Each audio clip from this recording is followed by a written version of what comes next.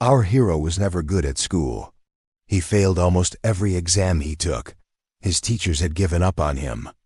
They saw him as a failure, but he didn't see himself as a failure.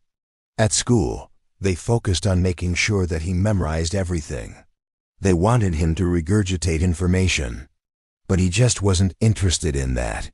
He much preferred building things rather than memorizing them. So instead of paying attention in class, he would go out into the hallways and teach himself coding, design, and business. He was obsessed with creating, not testing. And because of this, he ended up graduating with honors, even though he had failed more exams than he could remember. He went on to launch several companies in his early 20s. First, there was PhoneDog, which was a fun little app that made your phone vibrate when it heard certain keywords. Then he launched a gaming platform called OG Planet, but it wasn't very successful. None of these launches were particularly successful, but he kept improving. Some people thought he was a genius and some thought he was an idiot. Most people fell somewhere in between. They criticized him and they mocked him. They said he would never make it. But all of this only made him work harder.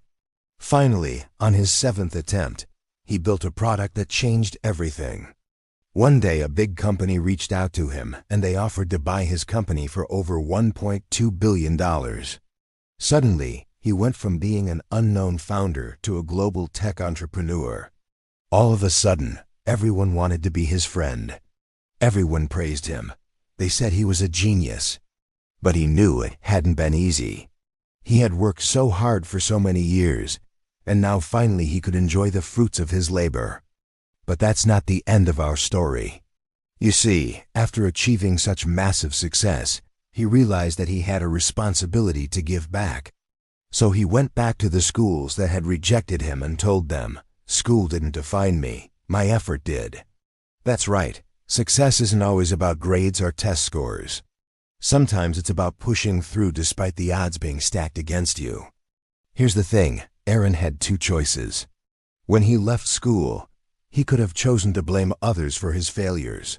He could have blamed his teachers for not teaching him the skills he needed, or for not believing in him, or for not giving him the opportunities he deserved. Or he could have blamed his parents for not providing him with the resources he needed to succeed. He could have blamed them for not hiring tutors for him, or buying him books, or helping him with his homework. The list goes on. And to be honest, if Aran had chosen this path, no one would have blamed him. His teachers hadn't shown him enough love. His parents weren't rich. And yes, he had struggled to learn in an environment that wasn't designed for him. So he could have blamed them. But instead, he chose to blame himself. He blamed himself for failing, and then he used that self-blame as fuel to succeed. He didn't complain about how he was a victim of his environment. Instead, he took responsibility for his failures and vowed to improve. This is why we don't tell stories like this to kids. Stories like this show kids that they can succeed even if they fail in school. Because here's the thing, most of us do fail in school. We get bad grades, we feel stupid. And if we listen to those voices inside our head, those voices will tell us we're failures. But we have a choice. We can choose to accept those labels, or we can choose to reject them and prove them wrong. Most of us will fail at something in our lives. We'll fail an exam, we'll fail to win a championship, we'll fail to get the girl. We'll fail at something, but that doesn't mean we're failures. There are only two ways to experience failure: by not trying, or by trying and not succeeding. If we don't try, we'll never know what could have been. If we try and fail, we'll be one step closer to succeeding next time. This is the only way to succeed. By trying and failing, learning from that failure and applying that lesson to the next attempt. You see, our hero understood this concept better than anyone else. He realized that success is never final and failure is never fatal. The only way to truly succeed is to keep trying. This is why our hero worked harder than anyone else. He learned how to code, how to market, how to pitch investors, how to build products. He taught himself everything he needed to know in order to succeed. Every time he failed, he would ask himself, "Why did I fail?" And he would dig deep down inside him until he found the answer. Once he found that answer, he would use it as fuel to improve. So even though he was already incredibly smart, he continued to work hard because he didn't want to fail again. Now, some people might think that our hero was just lucky, but that couldn't be further from the truth. Our hero was not lucky. Luck is what happens when preparation meets opportunity, and our hero was prepared. He had spent years studying, building, and learning. So when his big break finally came, he was ready for it.